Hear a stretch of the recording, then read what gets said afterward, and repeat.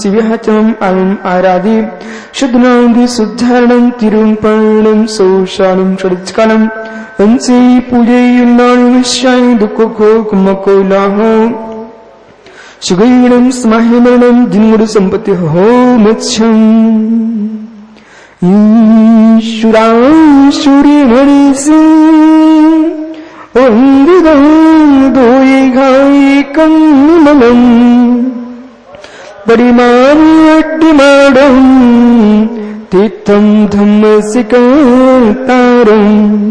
शेषे पीति थेरे सौवसिद्धि सुद्धि सौभावे शम्रे नाडुदंसं चरत्तु वीर्यायारे तेतेषु शम्भं शम्भोपत्येगमुपत्येगम् मन्नाविवठन्ते अर्युन्ते मानसे खेते किच्चारिं ताडं सिद्धाडं तेडमोगडे हराडं अज्जावगाडं साडं चूषो वेशिं तेशिं विशोधिदेशं नारपाडं शमं समाशज्ज उशम्प्यामि शम्भं जत्तोडिलानि सम्पत्ति सर्वव्यापी चिद्रूप स्वरूपाय परात्मने सोपलब्धि प्रसिद्धाय ज्ञानानन्दात्मने नमः। हेनो मुक्ति महामोहस्तमस्मन्द्रिधा प्रकाश्यं जगत्तत्त्वं मनेकान्तमयं महा नमः पुरं चैतन्य स्वात्मा सुखसम्पदे परिमाणं साराय सिद्धाय परिनिष्ठिने रुमूर्यन्ताडं रुमो सिद्धाणं नमो आर्याणं रुमो अच्छायाणं रुमो नो सौसाहुरं।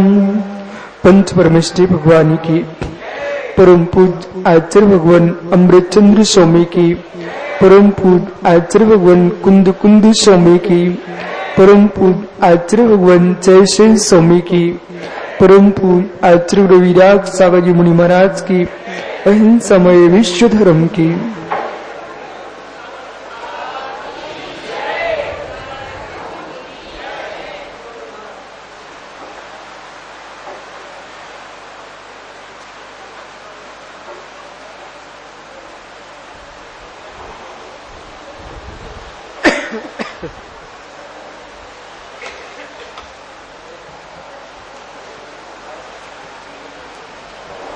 भगवंतो आचार्य प्रवर भगवत कुंद कुंद स्वामी ग्रंथात प्रवचन सारजी में ध्रुव ज्ञानानंद स्वामी भगवान आत्मा के सहज रूप का व्याख्यान कर रहे हैं। 62 नंबर की गाथा में आचार्य भगवंत ने यह उपदेश दिया कि जो जीव सर्वज्ञ केवली भगवंत परम सुखी है इस बात को नहीं स्वीकारता वह अभव्य है। जो जीव सर्वज्ञ देव के सुख को सुख नहीं मानता वो अभव्य है। जो सर्वज्ञ के सुख को सुख स्वीकारता है वह भव्य है। यही खलु स्वभाव प्रतिघातनाकुलत्वात्, जहां निश्चय से स्वभाव के घात करने वाले जो हेतु है, स्वभाव प्रतिघातनाकुलत्वात्, स्वभाव का घात करने वाला जो आकुलता को उत्पन्न करने वाला जो मोहिनी कर्म है, स्वभाव का घातक आकुलता को उत्पन्न करने वाला मोहिनी कर्म है। जहां पर स्वभाव के घात का हेतु नहीं बचा, मोहिनी कर्म नहीं बचा, वहां ज्ञानी दुख कैसा। सुन में सोचिए आप, सुनिए, सोचिए आप, दुखिया वे देखे जाते हैं जितने मोही होते हैं। मित्र विश्वास रखना, दुखिया वे ही देखे जाते जो मोही होते हैं, जो जगत के प्रपंचों से अपने आप को दूर कर चुके हैं, उनके दुख स्वयं दूर हो चुके हैं। क्या करो, लोग सत्य को नहीं समझ रहे, भूतार्थ पर दृष्टि नहीं है, चिपके हुए हैं जिनकी जिनसे राग की पुष्टि हो रही है, वे जीव उन्हीं में आनंद लूट रहे हैं, जबकि ज्ञानी वे आनंद के स्थान नहीं है, वे दुख के स्थान है। जिनके साता के उदय हैं, जिनके साता के उदय हैं, इंद्रिय भोग सुलभ है, उन्हें पंडित साहब रतन चंद जी, प्रोफेसर साहब, उन्हें जगत में दुख दिखाई नहीं देता। पर हे जीव, उनसे मिलना जिनके पास इंद्रिय सुख के साधन नहीं है, वो सर्वत्र विषमता ही विषमता है, उन्हें समझ में आता कि संसार में दुख कितना है। पर हे जीव, दरिद्रता भी तुम्हें दुखी नहीं कर सकती, कुटुंब का विनाश भी तुमको दुखी नहीं कर सकता। यदि आप सत्य को समझ चुके हो और निर्मोह हो चुके हो, तो मित्र तुमको न दर्द का कष्ट दे सकती है, न भोगों की सामग्रियों का अभाव तुमको कष्ट दे सकता है, न कुल का विनाश तुमको कष्ट दे सकता है। ये संकट तभी तक है जब तक मोह की सत्ता है। सुन में आइए, मिथ्या दृष्टि जीव को, श्रमणो मुनिराजो, मिथ्या दृष्टि जीव को जो वेदना होती है, एक ही दुख की वेदना, उतनी सम्यक दृष्टि को नहीं होती है। इस बात को क्या करूं, लोग नहीं समझते। भाई ऋतिक, यदि किसी जीव को इस पेन में तीव्र राग है, वो गुमता है तो उसको उतने रोना पड़ेगा। और किसी के एक सहज भाव है, जब तक है सो लिख रहा हूं, नहीं होगा तो देखूंगा, गुम भी गया उसे क्लेश नहीं होगा। मिथ्या दृष्टि जीव को, संजय भाई, सम्यक दृष्टि जीव को, मिथ्या दृष्टि जीव को एक सी वेदना होने पर ही दुख एक सा नहीं होता।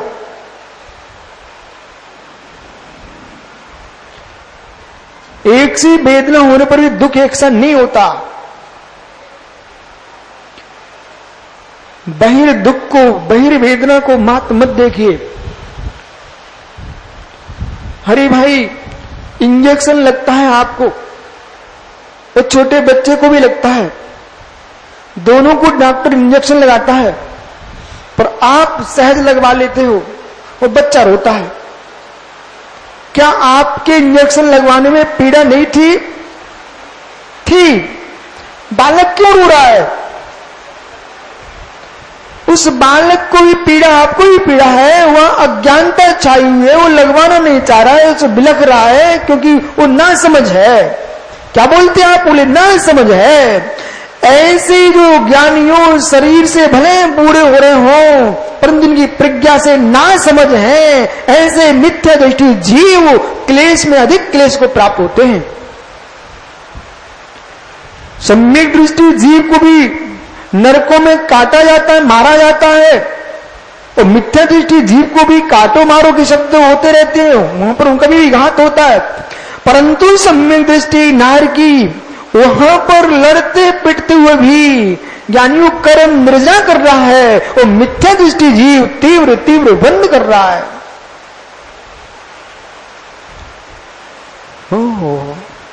वहां सम्यक दृष्टि जीव नार की कर्म की निर्जा कर रहा है। किस बल पर? किस बल पर? उसके आर्तवोत ध्यान होता है कि नहीं? होता है। सम्यक दृष्टि जीव के भी आर्तवोत ध्यान होता है, लेकिन उस सम्यक दृष्टि जीव का आर्तवोत ध्यान ज्ञानी मिथ्या दृष्टि के आर्तवोत ध्यान जैसे बंद का कारण नहीं है। वो सम्यक की महिमा से उसका जो आर्तवोत ध्यान है, वह भी ज्ञानियों दुर्गति में नहीं ले जाता है, वो नरक से निकल करके मनुष्य बनेगा। वहां पर दर्शन मोरी कर्म नहीं है, वहां पर अनंतानंदी कषाय नहीं है। और जब तक कषाय अंश में विशेषता नहीं लगाओगे तब तक आप आगम को समझोगे कैसे? इसी प्रकार से कोई जीव उपरम गुलस्तानवर्ती जीव को दुखी देखता है, वो ये ना माने कि मेरा दुख इनका दुख एक से ही है। दुख के हेतु एक से दिखते रहेंगे पर दुख का बंध और वेदना एक सी नहीं है। एक वेदना को व्यतीत होके देखता है, एक वेदना को व्यतीत होके देखता है, एक वेदना को ज्ञायक भाव से देखता है। समझ रहे ना? एक जीव वेदना को व्यतीत होकर वेद रहा है और एक दृष्टि वेदना को वेदते हुए भी मात्र साक्षी भाव ज्ञायक भाव से देख रहा है।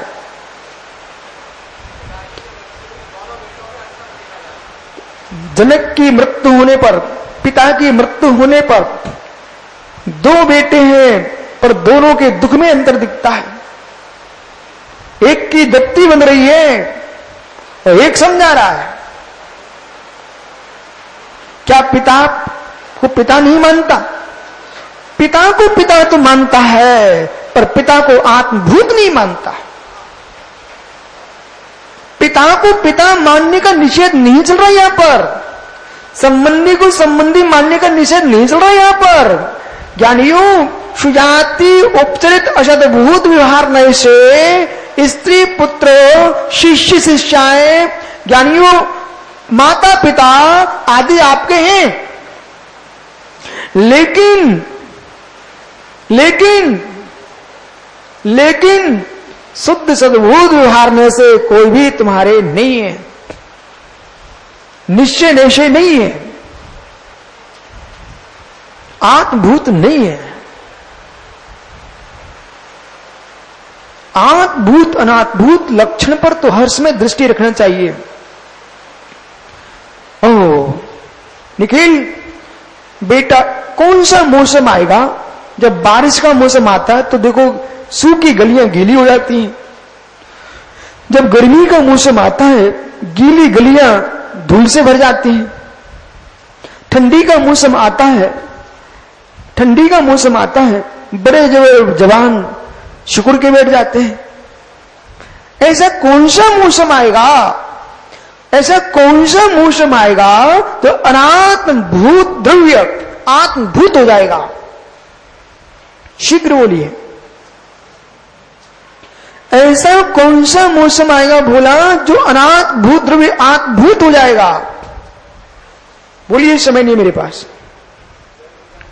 है? पुनः सुनिए, सोच के बोलना है आपको। ये विषय गोमठ सार में भी आता है। हे मित्र, न्याय का विषय है। ऐसा कौन सा मौसम आएगा, ऐसी कौन सी ऋतु आएगी तो अनात्मभूत द्रव्य आत्मभूत हो जाएगा? बोलो मित्र, है? निखिल, अनात्मभूत क्या है?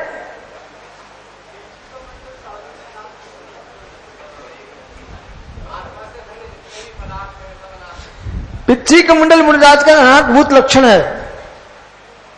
बहुत अच्छी बात हो। शरीर शरीर बोलो, नकल करो पर दूसरे की अकल से मत करिए आप। है जीव, शरीर आत्मभूत है कि अनात्मभूत? अनात्मभूत ही है। जैन सिद्धांत प्रवेश क्यों पढ़ रहे हो? हे जीव, न्याय दीपिका से बोलिए, क्या जैन सिद्धांत प्रवेश का? हे जीव, आत्मा में ज्ञान दर्शन, आत्मभूत का अनात्मभूत? आत्मभूत। अब आइए मूल विषय पर। क्या गंभीर विषय बोला। देख भाई, जगत में लोग समय सार समझे ना समझे, बहुत बड़े ग्रंथ समझे ना समझे, मात आत भूत अनाथ भूत दो को ही समझ ले तो काम बन जाएगा। हे जीव, हे जीव, ऐसा कौन सा मौसम आएगा जो आत भूत अनाथ भूत हो जाएगा? ऐसा कौन सा मौसम आएगा अनाथ भूत आत भूत और आत भूत अनाथ भूत हो जाए? होगा कभी? होगा कभी? जिनेंद्र भाई जब होगा ही नहीं तो मित्र अब तुम क्यों रुदन कर रहे हो, क्यों परेशान हो रहे हो? जो मर रहा है वो मेरी आत्मा का आत्मभूत लक्षण नहीं है, जो जन्म ले रहा है वो मेरी आत्मा का आत्मभूत लक्षण नहीं है, जो नष्ट हो रहा है वो आत्मभूत नहीं है, जो उत्पन्न हो रहा है वो पर्याय आत्मभूत नहीं है, जो शुद्ध ज्ञान दर्शन स्वभाव चिद्रूप है वो मेरी आत्मा का आत्मभूत लक्षण है। पंडित जी बराबर अनाथ भूतों में भूत बन रहे हो। हे भूताविष्ट, भूताविष्ट तो फिर भी अच्छा होता है। अरे भैया यदि पंकज प्रधान को भूत लग जाए तो मित्र फिर भी मैं उसको भगवा सकता हूं। ओ भूताविष्ट, भूताविष्ट जो भूत से आविष्ट बलबलाता है ना, भूताविष्ट। हे जीव, इस कलयुग में, इस कलिकाल में, पंचम काल में, दुक्कम काल में तुम भूतों के कारण नहीं आए हो। हे मुक्षो, इस कलिकाल में, पंचम काल में, ज्ञानी कौशल, बेटा यहां तू जो बैठा है ना तुझे भूत नहीं लगे, भूत लगने से नहीं आया मित्र। ओहो, भूत लग जाए तो एक ही पर्याय में सताते हैं,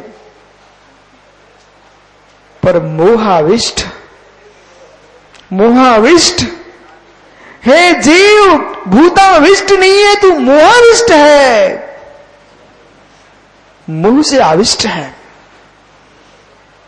इसलिए गली गलियारों में घूमना पड़ता है। हाँ तिरछा है, मित्र कभी नाचता भी है तो कभी गाता भी है, तो कभी हंसता भी है कभी रोता भी है। ओहो, जो करने योग्य नहीं उनको भी कर देता है। क्यों? मोहाविष्ट। प्रजापति इस कौशल से पूछना बेटा, कितनी बार इसको हंसी नहीं आती है तब भी मालिक को खुश करने के लिए मुस्कुरा के जाता है। हरि भाई ऐसा नहीं है क्या? मित्र ऐसा ही है। अंदर में भाव चल रहा है, क्या बताऊं, इसे थक गया, परेशान हूं, लेकिन भैया चेहरा बना के जाऊंगा तो अभी कुछ मिलेगा ही नहीं। इसलिए भरत मायाचारी की मुस्कुराहट भी आदमी बनाते हैं। मायाचारी की मुस्कुराहट